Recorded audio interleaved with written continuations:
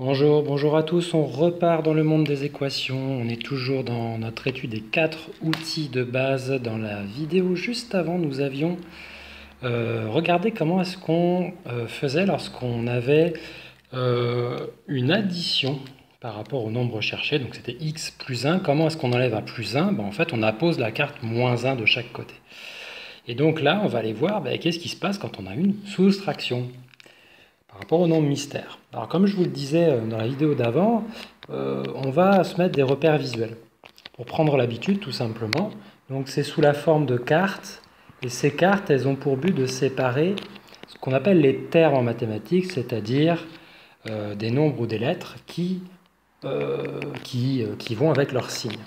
Vous voyez là je les ai rajoutés, là on a au moins toutes les cartes sous les yeux, on a exactement 3 termes.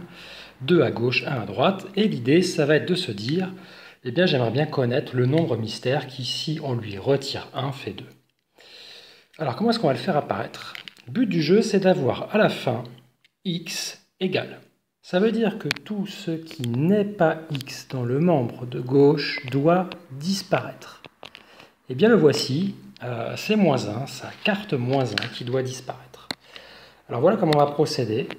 Comme auparavant, on va aller faire une place de part et d'autre.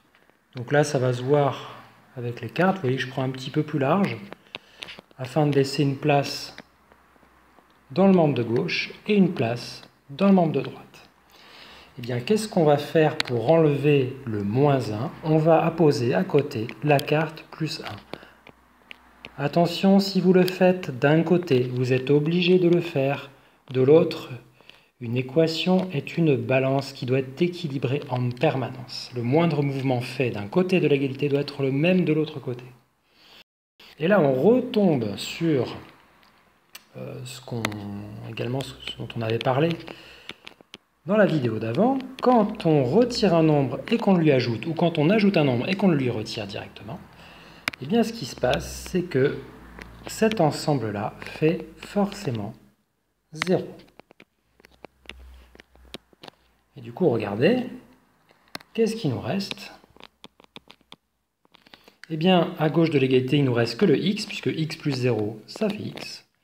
Et à droite, il ne nous reste plus qu'à faire 2 plus 1, qui fait 3. Alors, on va aller vérifier tout de suite si 3 est bien solution de l'équation x moins 1 égale 2. Comment est-ce qu'on fait? On va remplacer 3, x par 3, pardon. Du coup, on va aller regarder si 3 moins 1, combien ça fait? Est-ce que ça fait bien le membre de droite qui faisait 2? Oui, effectivement, ça fait 2. Donc la solution est juste. Encore une fois, revenez au début, mettez sur pause, prenez une feuille, refaites-le.